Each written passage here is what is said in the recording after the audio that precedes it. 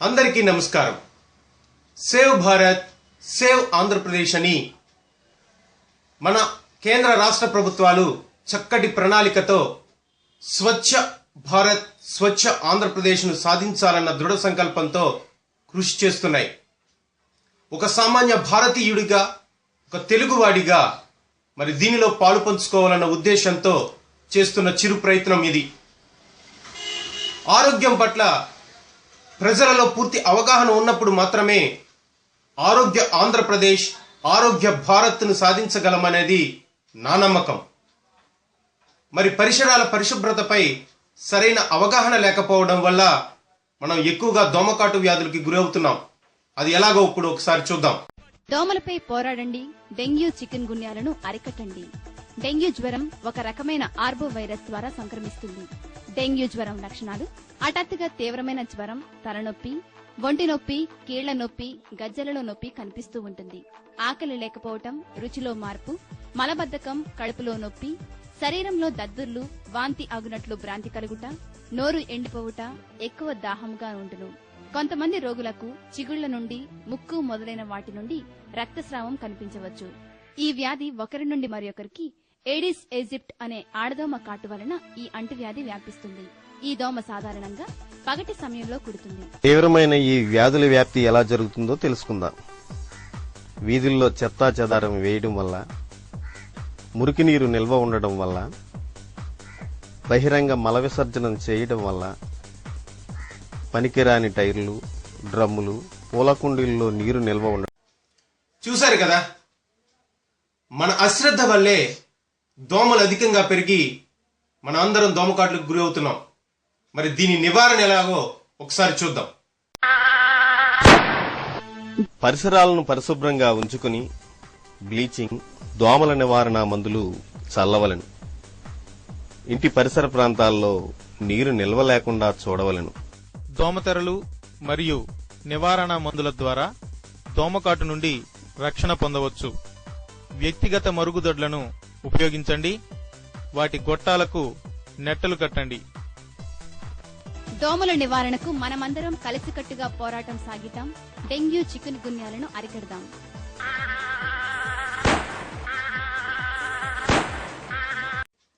అభివృద్ధి చెందుతున్నటువంటి ప్రపంచ దేశాలలో అత్యధికంగా పట్టి పీడిస్తున్నటువంటి ఒక భయంకరమైనటువంటి సమస్య హెచ్ఐవి ఎయిడ్స్. మనం స్వచ్ఛ ఆంధ్రప్రదేశ్, స్వచ్ఛ భారత్ని సాధించాలి అంటే ఎయిడ్స్ రహిత సమాజాన్ని మనం ముందు స్థాపించగలగాలి.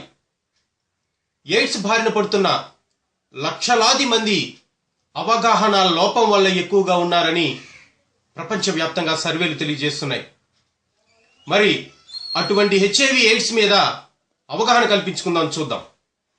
మన హెచ్ఐవి ఎయిడ్స్ గురించి ఎందుకు తెలుసుకోవాలో ఒక చిన్న మ్యాజిక్ ద్వారా చూపిస్తాను. ఫర్ ఎగ్జాంపుల్, ఈ కర్చీఫ్ మన సొసైటీ అనుకుందాం.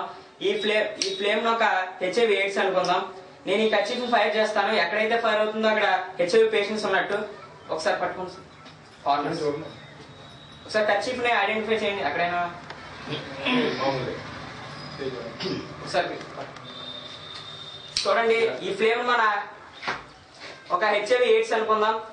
ఇది మన సొసైటీలో ఎలా వ్యాప్తి చెందుతుందో నేను చూపిస్తాను. అబ్జర్వ్ చేయండి. ఎక్కడైతే ఫైర్ అవుతుందో అక్కడ హెచ్ఐవి పేషెంట్స్ ఉన్నట్టు అబ్జర్వ్ చేయండి.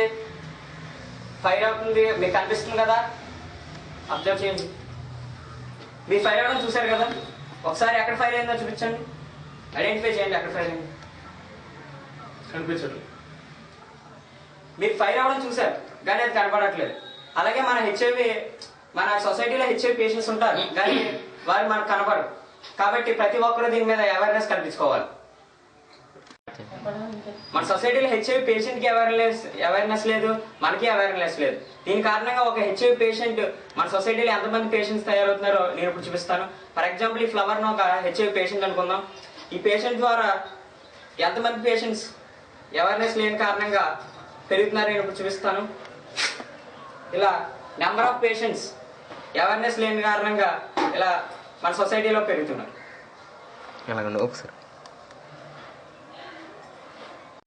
హెచ్ఐవి ఎయిడ్స్ అనేది ఎలా ట్రాన్స్ఫర్ అవుతుందని చెప్తాను.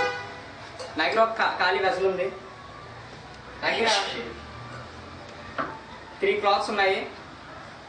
ఫర్ ఎగ్జాంపుల్ ఈ బ్లాక్ ని మనం ఒక మెయిల్ అనుకుందాం. అలాగే ఈ 2 బ్లూని మనం 2 ఫీమేల్స్ అనుకుందాం. ఇద్దరు మడపెట్టండి మేడం.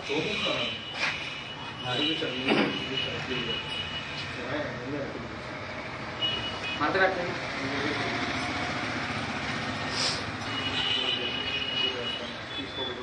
మనం దీన్ని మేల్ అనుకుందాం, దీన్ని ఫీమేల్, అలాగే ఇది ఫీమేల్. ఈ అన్ప్రొటెక్టెడ్ సెక్స్ ద్వారా వీళ్ళు అన్ప్రొటెక్టెడ్ సెక్స్ లో పాల్గొన్నప్పుడు ఈ వ్యాధి ఎలా వస్తుందో ఇలా అన్ప్రొటెక్టెడ్ సెక్స్ లో పాల్గొన్నప్పుడు ఏమవుతుందో నేను చూపిస్తాను.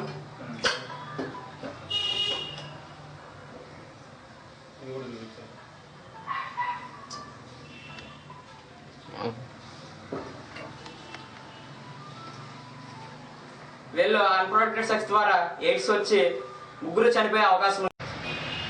హెచ్ఐవి అవేర్నెస్ తీసుకురావడానికి నేను కిట్ నోట్ తయారు చేశాను. ఇది ఏ విధమైనటువంటి ఖర్చు లేదు, ఖర్చు ఉపయోగించకుండా చేసింది.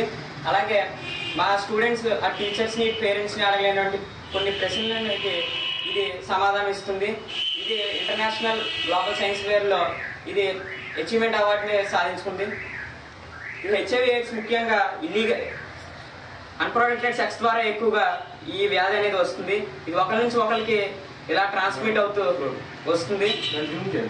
ఇది male to female, female to female unprotected sex లో పాల్గొన్నప్పుడు ఇది ఒకరి నుంచి ఒకరికి ట్రాన్స్మిట్ అవుతుంది. అలాగే ఒకరి నుంచి ఒకరికి అలా ట్రాన్స్మిట్ అవుతుంది. అలాగే ఒకరి నుంచి ఒకరిలోకి బ్లడ్ ట్రాన్స్ఫ్యూట్ చేసుకున్నప్పుడు ఈ హెచ్ఐవి ఎయిడ్స్ అనేది వస్తుంది. సో ఒకరి నుంచి ఒకరికి బ్లడ్ ట్రాన్స్ఫ్యూట్ చేసుకున్నప్పుడు ఈ హెచ్ఐవి ఎయిడ్స్ అనేది వస్తుంది. అలాగే ఈ హెచ్ఐవి మనం బ్లడ్ ఎక్కించుకునేటప్పుడు టెస్ట్ చేసి ఎక్కించుకోవడం వల్ల ఈ హెచ్ఐవిని రాకుండా మనం నివారించవచ్చు. అలాగే తల్లి నుంచి బిడ్డకి పాల ద్వారా వచ్చే అవకాశం ఉంది. తల్లి నుంచి బిడ్డకి పాల ద్వారా వచ్చే అవకాశం ఉంది. ఇది చాలా తక్కువ. అలాగే హెచ్ఐవి పేషెంట్ వాడిన నీడిల్స్, ప్లేట్స్ ను మనం వాడడం వల్ల కూడా ఈ హెచ్ఐవి ఎయిడ్స్ అనేది వచ్చే అవకాశం ఉంది. కాబట్టి ఇవి మనం కొత్తగా కొనుక్కుని వాడడం వల్ల దీన్ని నివారించవచ్చు.